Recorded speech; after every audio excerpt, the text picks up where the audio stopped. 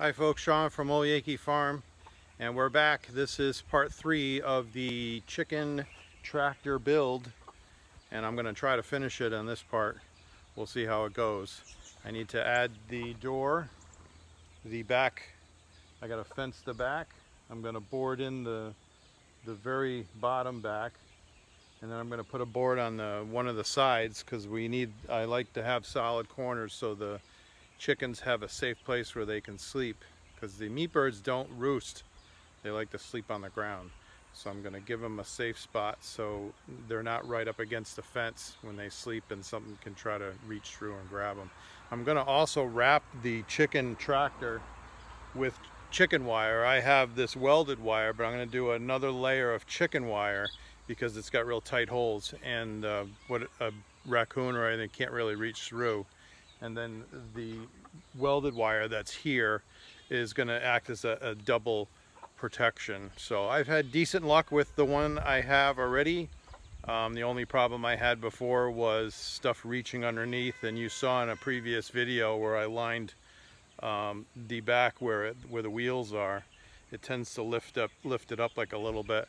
I lined it with barbed wire, and so far it's done a pretty decent job. I haven't had anything reach underneath it. So all right, well, here we go. I'm going to be building the door, so you're going to see how I build the door, and we'll get going. So the first thing I'm going to do is I leveled the bottom, so that way I know I'm working with a level area for making my door and my door frame, so I know it's going to be as straight as possible and not crooked. If this is sitting on like a uneven ground, it actually will twist a little bit, which is good because it'll conform to the ground. So when there's chickens in it, it'll conform to the ground, and that's a good thing. So the first thing, I leveled it. This board you see that's across here, that's just to hold it together until I put the door frame on, and then I'll remove that. I noticed that it was kind of widening out, so I measured the distance of what this should be, and that's how I cut that board. And so now I have it where I want it, and now I'm going to build the door frame for it.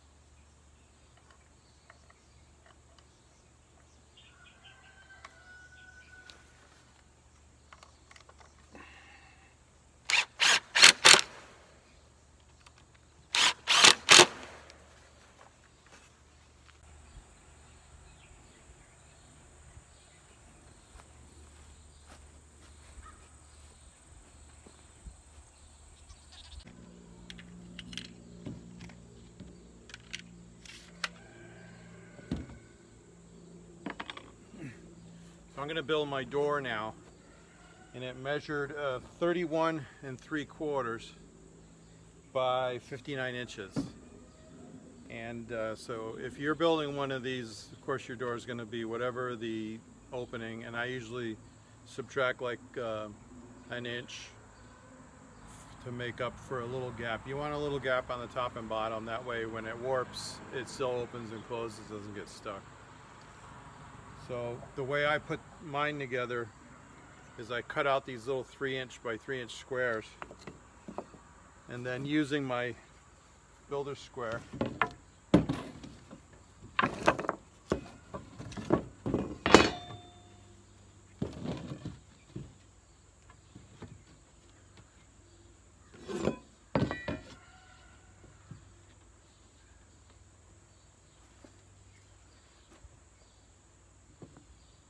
I'll put this, and I'll offset it a little bit. I won't put it all the way to the edge.